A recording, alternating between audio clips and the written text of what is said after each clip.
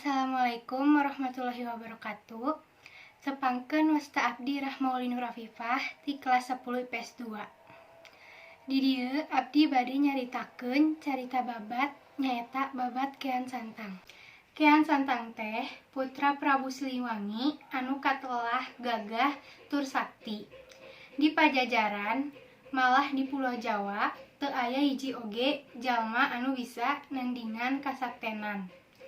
Dina hiji waktu Kean Santang ngadeuheus karamana.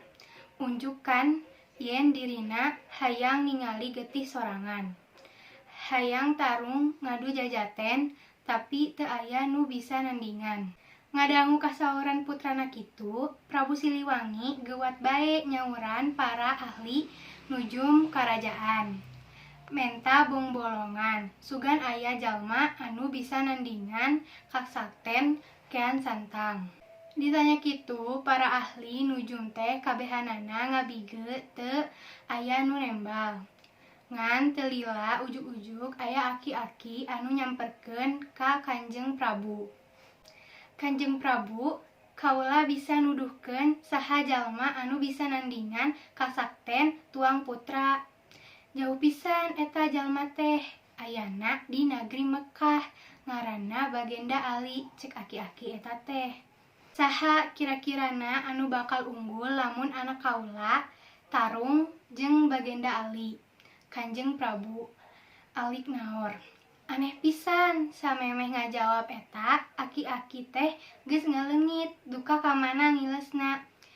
Ti harita Kean Santang teu geunah cicing hayang gerak gok patepung jeung jalma nu ngaran Bagenda Ali.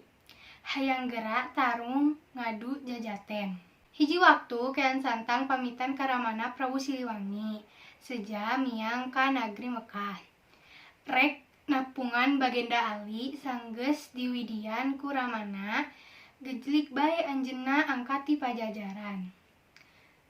Lempang ngulon muru ka lebah panon poe surup.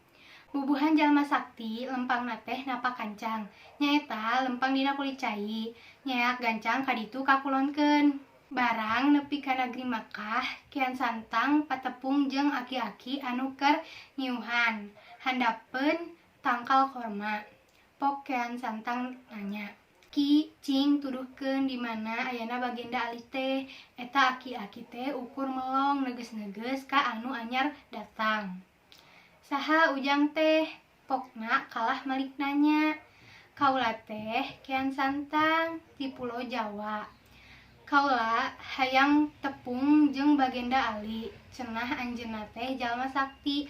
Kaula hayang ngadu jajaten." Kitu, yuk atuh tuturkeun aki, cek eta aki-aki ngajak indi ti dinya. Kean Santang nuturkeun, tapi kakara oge sababaraha lengkah, aki-aki teh pok nyarita. Itek aki tinggaleun, cingpang nyokotkeun ujang. Kean Santang geuwat balik deui, maksud rek mangnyokotkeun itek. Ari itek si aki teh nancep deket tangkal korma. Barang eta itek dicabut, karasa bet pageuh. Kean Santang nyabut deui beuki bedas, angger bae teu kacabut. Kean Santang mapatkeun ajian, nyabut deui eta itek sataker tanaga. Aneh pisan, lain itek anu kacabut teh, tapi kalah sukuna ambies kana taneuh.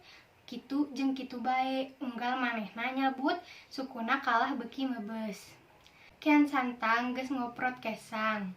Itek angger teu bisa kacabut, manehna mimiti boga curiga yen aki-aki nu boga eta itek teh tangtu lain jalma samanea. Keur kitu aki-aki teh geus aya gigireun. "Saha saeunyana Andika teh Ki?" cek Kean Santang semulungse si aki ukur seuri ditanya kitu teh. "Nya, kaula anu diteangan ku Andika teh, kaula Bagenda Ali." Ngadenge kitu, rumpuyuk bae Kean Santang nyuuh kana sampean Bagenda Ali. Manehna taluk, sadar yen kasakten dirina ukur satungtung buuk upama dibandingkeun jeung ilmu kawedukan Bagenda Ali.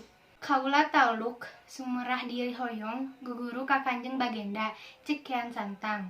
"Heug, Tapi Andika kudu ngucapkeun sahadat heula asup agama Islam.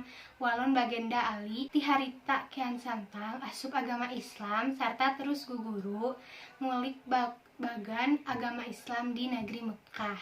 Sanggeus ngerasa cukup ngalap ilmu, Kian Santang pamitan hayang mulang deui ka nagrina Pajajaran. Ku Bagenda Ali diwidian kalayan dibere pancen yen Kian Santang kudu nyebarkeun agama Islam di Pulau Jawa. Aya dua rupa barang anu dibekelkeun ku Bagenda Ali, nyaeta tasbih jeung kitab Al-Qur'an. Kian Santang mulang deui ka Pajajaran nyebarkeun agama Islam teu saeutik rakyat Pajajaran anu tuluy ngagem agama Islam. Ari ramana Prabu Siliwangi teu karsaeun ngagem agama Islam. Dibarengan ku sawatara prajuritna, Prabu Siliwangi ninggalkeun karaton, ngungsi ka hiji tempat di Pakidulan Garut, cek sakaol di dinya anjeunna ngahiang ngalengit tanpa wujud. Ari para prajuritna minda rupa jadi mau.